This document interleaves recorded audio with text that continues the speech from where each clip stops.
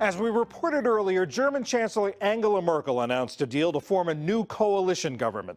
In the last election, she lost seats in parliament to the right-wing Alternative for Germany Party, or AfD. A big issue was her decision to open the borders to more than 1 million migrants and refugees in 2015. Now, with AfD, the main opposition party, Merkel is facing demands to step up deportations of young male migrants. As special correspondent Malcolm Brabant reports, that follows a finding that they are largely responsible for an increase of violent crime in Germany. A brutal murder in Kandel, southern Germany, has placed the country's open-door immigration policy under intense scrutiny. These marchers demanded protection and security for women and children after a 15-year-old local girl, Mia Valentine, was stabbed to death by a young Afghan asylum seeker. Her alleged killer claimed to be 15, but there are suggestions that he was older, exploiting a system which forbids the deportation of minors. Lawyer Martina Burswald. I'm mother of 3 children, and we are here together to protest against the aggressivity of people who are grabbing our children and who are bringing fear in our country. We want to live in peace, and this is the fault of Angela Merkel.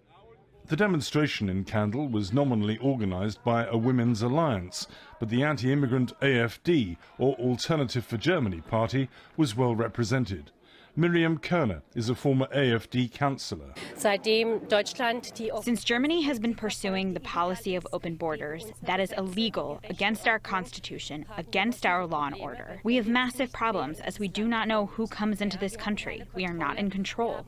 We have lost control. We do not know what identity, what people are coming here. This is a place that has traditionally been tolerant, it has welcomed refugees, but what they're saying is that if murder can happen in a small town like Kandel, it can happen anywhere else in Germany. The marchers chanted that Merkel must go, along with other slogans decrying Germany's multiculturalism. In Kandel's main square, they were confronted by anti-racism advocates who accused them of purveying Nazi propaganda.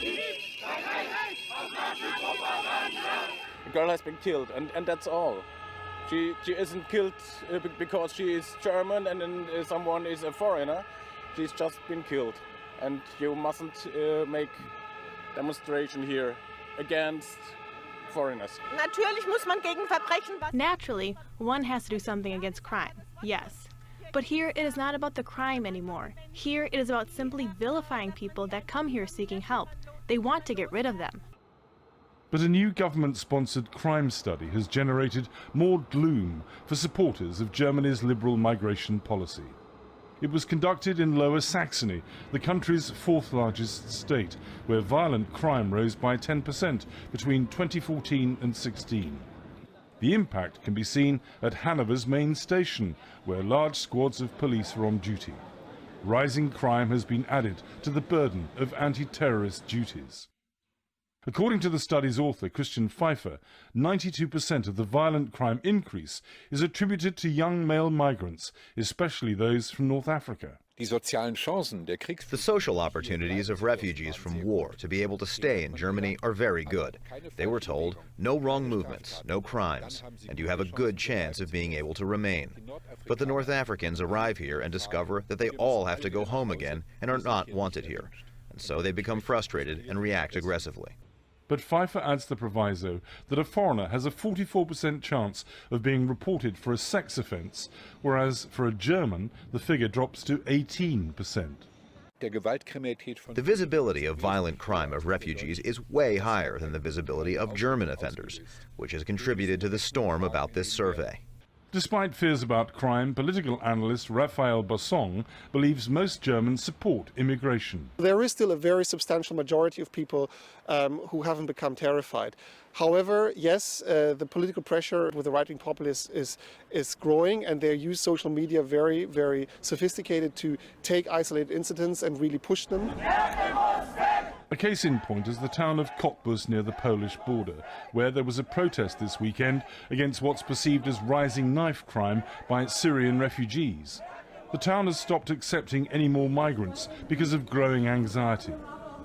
But there was also a large pro-refugee rally. Among the protesters, Mohammed Al-Kodo. We are sorry that 2 of our countrymen created problems with knives. Of course that is not good.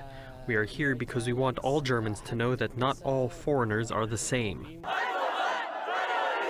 Back in Hanover, Kurdish protesters labelled Turkey's President Erdogan a terrorist after he launched military raids into the Kurdish region of northern Syria.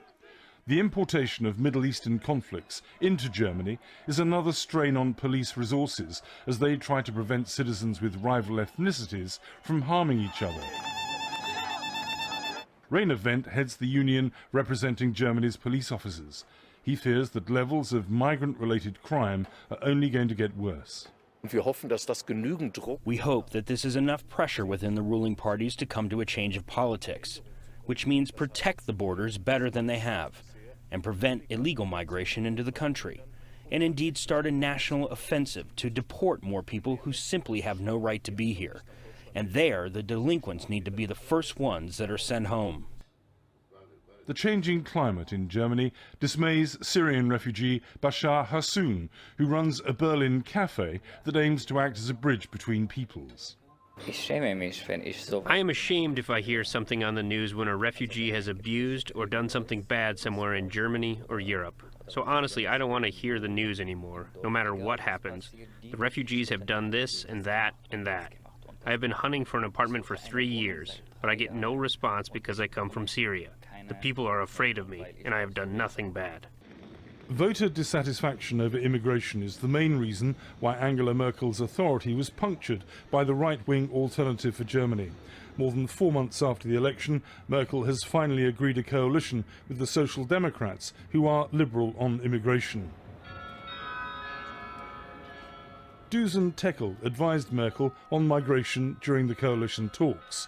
Tekel is a Yazidi, the Iraqi minority subjected to genocide by the so-called Islamic State. Violence is very much a taboo subject to talk about, especially when related to migration. But we have to be open and honest about it, and we need to talk about the connection that naturally exists. At the Berlin State Assembly, the Alternative for Germany relishes being the country's main opposition. Latest polls suggest it's gaining popularity at Merkel's expense. Regional leader George Pazderski says crime is a contributory factor. She dealt very poorly with this whole problem, and what I really think is that she's not listening to the people. I think you can only cure the crime rate if you are closing your borders, just to find out who is in Germany, and then also to be very strict as far as crimes are concerned. Germany may have a new coalition, but as the demonstrations in Kandel and Cottbus clearly illustrated, the country is deeply divided.